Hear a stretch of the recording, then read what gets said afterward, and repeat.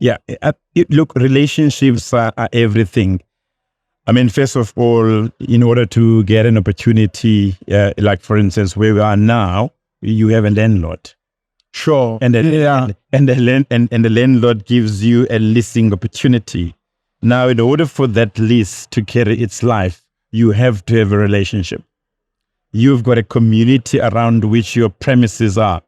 You've got customers, some of which that will actually hold you very, very dearly. They will walk away if you do not relate to them. You've got to find a way in which your business is embraced by the very people that support you. And building that, you've got the whole supply network of people that actually will make life easy for you if the right relationships are there, including the relationship with the people that you employ. That is actually very, very important. So the power of relationship building, the power of maintaining very good relations in a number of fronts is very, very important. You cannot, businesses do not, I've said this again before, businesses do not live in isolation. They are living in society, and that society brings its dynamic into your business. People bring their prejudices, people bring their likes, people bring their preferences, and how they get treated, how you relate to them. It will help you to build a better customer base. It will help to build a loyal customer to you and to your product. It will help you to access and solve problems easier on your supply chain if you have built a relationship, a reputation around the right relationship. Of course, you've got to pay the suppliers on time. You've got to do all the basics, but that power is actually there. And also, businesses these days, you also have to remember that you've got an entity that governs you.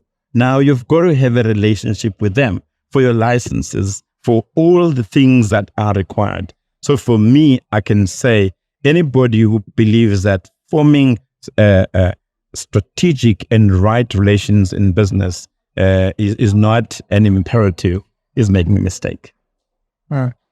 So, listening to you, I can hear that over the years, even before you were 57, the skills were accumulated over a period of time. You could have started when you were 35, when you were 40, when you were 50. Yeah.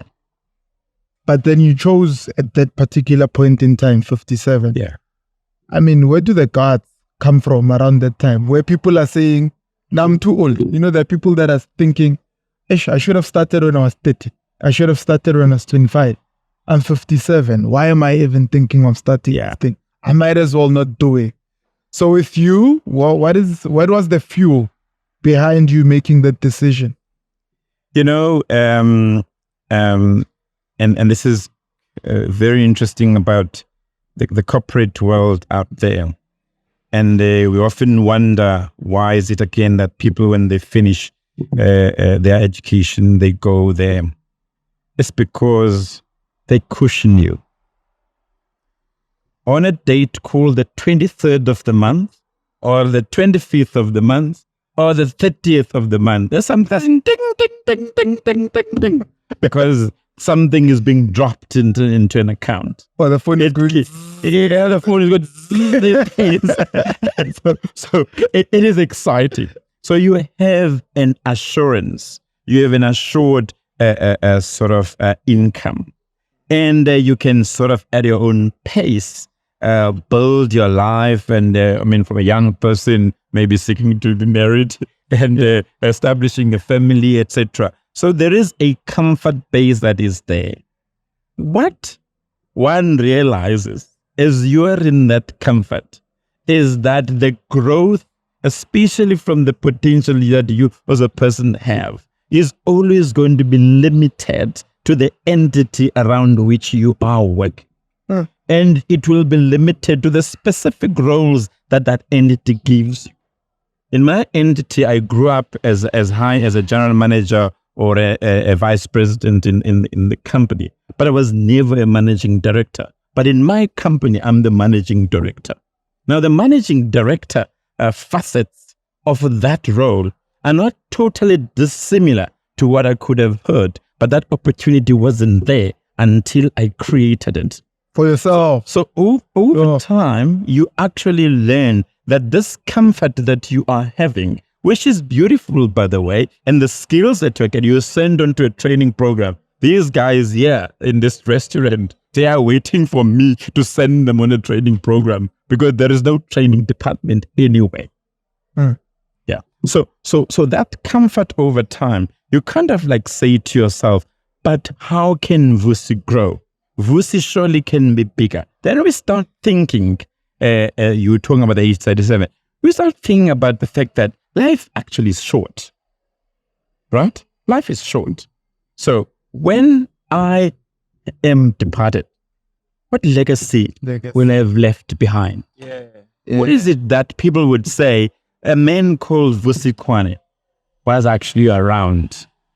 Okay. Will I have lived my life, enjoyed myself, gone to holidays and eaten all my money, and that is the end? What do we also leave for society? What do we leave for future generations? So that is not necessarily going to happen if you continue to work for somebody, if you continue to be a part of an entity which drives its agenda and not necessarily your agenda and your potential that you've got.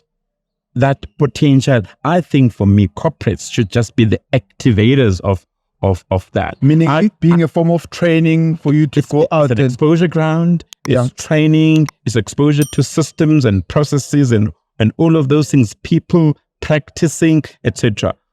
I am going to say something that possibly may be controversial to people. Yeah. If you are in corporate today, if you're in corporate today and you spend more than 10 years there, then you are making a mistake. Why? You are making a mistake because then you are denying and you are shortening the time when you could be yourself and when you could grow and realize your potential to the fullest.